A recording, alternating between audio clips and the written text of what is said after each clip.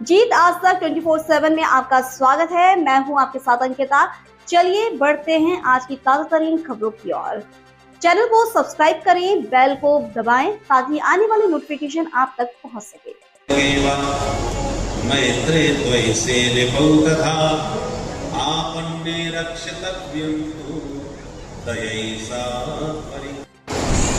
बरसात हुई, जितने बर्तन थे सब भर गए, बरसात में भरे जाते, लोटा भी भर गया, बाल्टी भी भर गई और ड्रम भी भर गया। इतनी जोरदार बरसात है। अब पात्र तो भर गए पानी से बरसात में, बाल्टी को कितना सारा पानी दे दिया, हमको तो बहुत ही कम मिला। तो जरा विचार करके देख लो, इसमें बरसात का दोष है कि पात्र का? अरे भैया, बरसात तो सबके ऊपर बराबर बराबर हुई थी। परंतु प्रकृति ऐसी है कि मेरे घर में मेरा भजन बन रहा है तो उसके यहाँ उजला नहीं। कोई भी जीव मात्र के प्रति दया होनी चाहिए। दूसरी बात, संतुष्टया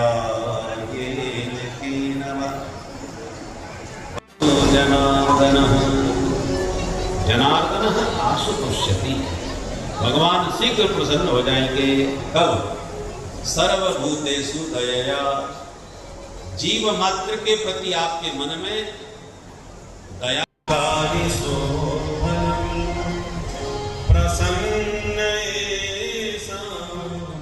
स्वदित स्वयं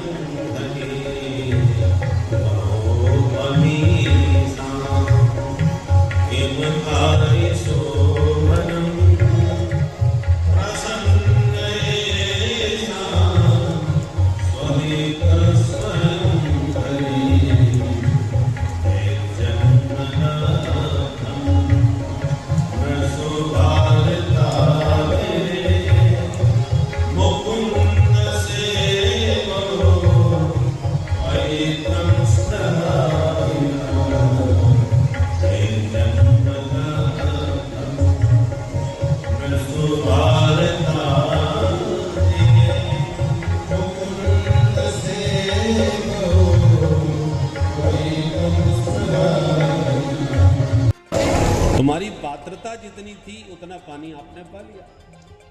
ऐसे ही पात्रता धनम आपनोति धना धर्मम तथा सुखम। हर प्राणी अपनी पात्रता के अनुसार पाता है।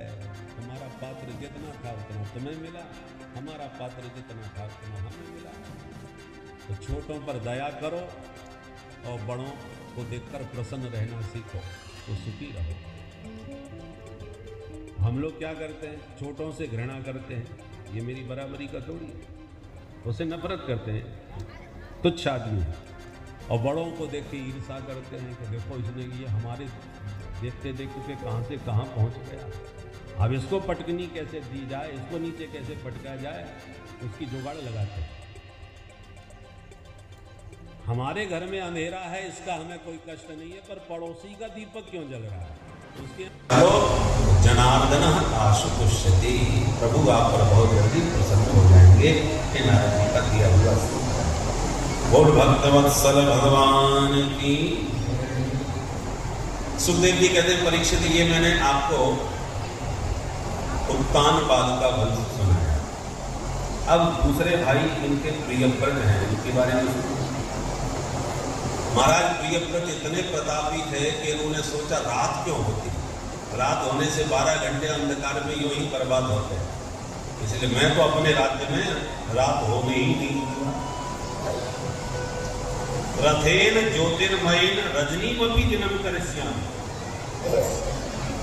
इन्होंने ज्योतिर्मय रथ का निर्माण किया और पृथ्वी की 7 परिक्रमा लगाई, तो 7 दिन तक दिन ही रहा, रात्रि हुई। ब्रह्मा जी घबरा गए, प्रियव्रत को समझाए, बेटा रात हमने बनाई है लोगों को आराम देने के लिए। दिन भर काम करने के बाद व्यक्ति रात में आराम करता है।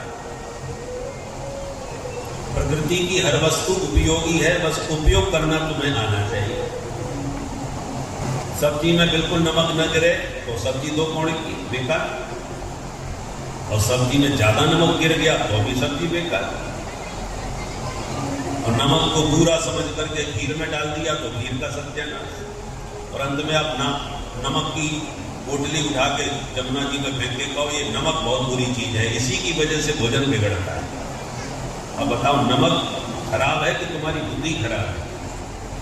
नमक का सही ढंग से इस्तेमाल करना तुम्हें नहीं आ रहा और दोष नमक को दे रहे। अब यहां एक प्रश्न उठता है, तो क्या भगवान भी भारतीय है? भाई जब केवल भारत में आएंगे तो भगवान भारतीय नहीं कहलाए क्या?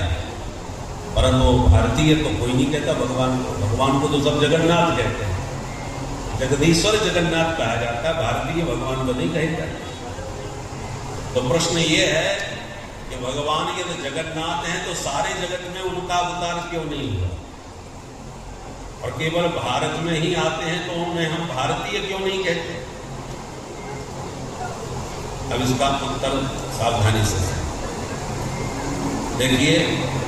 भगवान तो जगन्नाथ ही है, इसमें कोई संदेह नहीं। सारे जगत के नाथ हैं, वो केवल भारत के ही नाथ नहीं। किंतु ये जो संसार है ना, ये भगवान का विराट शरीर है।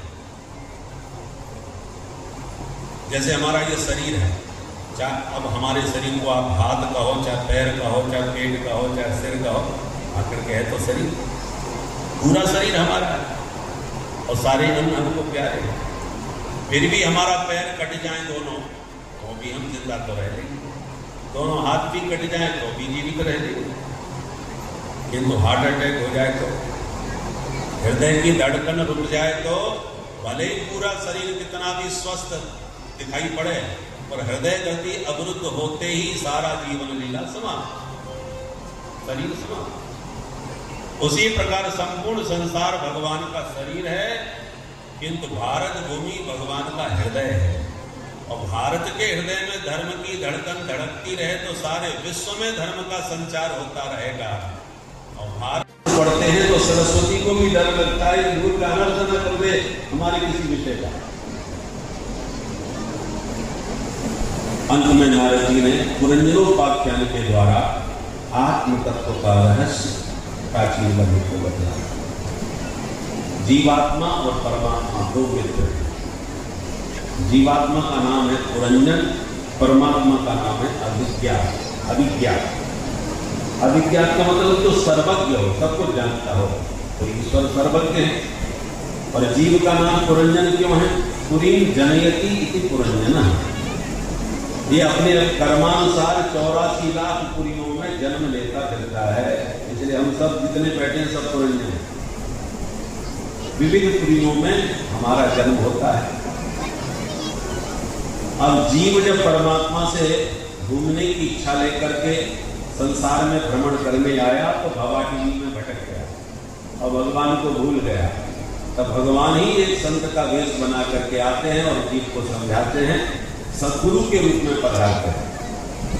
इसलिए गुरु साक्षात परब्रह्म, गुरु गोविंद में कोई अंतर नहीं मानना चाहिए।